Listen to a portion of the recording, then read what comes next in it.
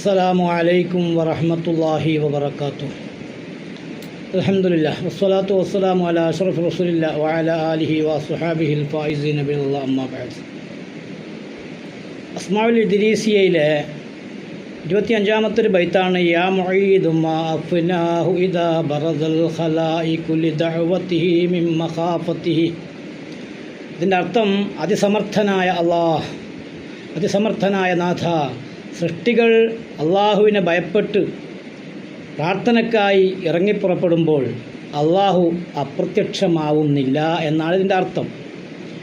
ഈ ഇസ്മ ഒരാൾ ധാരാളം ചൊല്ലിക്കഴിഞ്ഞാൽ, കണക്കില്ലാതെ ഈ ഇസ്മ ഇങ്ങനെ ചൊല്ലിക്കൊണ്ടേയിരുന്നാൽ അദ്ദേഹത്തിന് സമൂഹത്തിൽ ഒരു മാന്യതയും വിലയും ഉണ്ടാകും. ജനങ്ങളുടെ ഇടയിൽ അദ്ദേഹം സ്വീകാര്യയോഗ്യനാകും. ദാരിദ്ര്യത്തിൽ നിന്നും അയാൾക്ക് രക്ഷപ്പെടാൻ കഴിയും. അതുപോലെ ഈ ഇസ്മ ചില കണക്കുകൾ, ചില അദദുകളനുസരിച്ച് പല അദദുകളുണ്ട്. 40 ദിവസം 124 എണ്ണം ചൊല്ലുന്ന രൂപമുണ്ട്, 40 ദിവസം 666 പ്രാവശ്യം എണ്ണുന്നതുണ്ട്. അങ്ങനെ വ്യത്യസ്തങ്ങളായി കാണാം.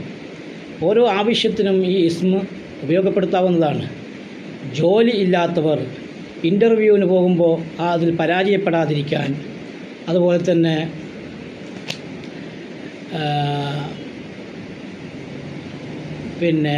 വല്ലാത്ത ഈ ജോലി സ്ഥലത്ത് ഉയർന്ന ഉദ്യോഗസ്ഥന്മാരുടെ പ്രയാസപ്പെടുത്തലുകൾ, കുറ്റപ്പെടുത്തലുകൾ, കഷ്ടപ്പെടുത്തലുകൾ, ഇങ്ങനെ ജോലിയിലൊരു സമാധാനമില്ലായ്മ, ഇങ്ങനെയുള്ള അവസ്ഥകളൊക്കെ വരുമ്പോൾ ഈ ഇസ്മ ചില അദദുകളനുസരിച്ച് ചൊല്ലിയാൽ ആ പ്രശ്നങ്ങൾക്ക് പരിഹാരമാകും. അതുപോലെ തന്നെ ഒരാളുടെ സ്നേഹം നമുക്ക് ലഭ്യമാവണമെങ്കിൽ, സ്നേഹം പിടിച്ചു പറ്റാൻ വേണ്ടി ഈ ഇസ്മിനെ ഉപയോഗപ്പെടുത്താം. അതിന് ചില സമയങ്ങളും എല്ലാം തിരഞ്ഞെടുക്കേണ്ടതുണ്ട്.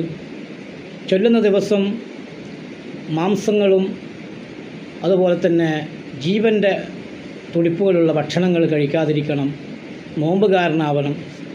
അങ്ങനെ തുടങ്ങിയ ചില നിബന്ധനകളൊക്കെ പാലിച്ചുകൊണ്ട് ഈ ഇസ്മ പല രൂപത്തിലും ഉപയോഗപ്പെടുത്താൻ പറ്റും.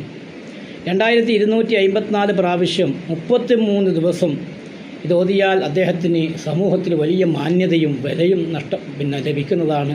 അദ്ദേഹം ഒരിക്കൽ നിസ്സാരനാകുകയില്ല എന്നും നമുക്ക് കാണാൻ കഴിയും. അപ്പം ആ ഇസ്മ ഒന്നുകൂടി പറയാം. യാ മുഈദു മാ അഫ്നാഹു ഇദാ ബറദൽ ഖലായിഖു ലിദഅവതിഹി മിൻ മഖാഫതിഹി എന്നാണ് ആ ഇസ്മിൻ്റെ ചൊല്ലേണ്ട രൂപം. അല്ലാഹു തആല നമ്മളെ ആഖിബത്ത് അല്ലാഹു നന്നാക്കി തരുമാറാകട്ടെ.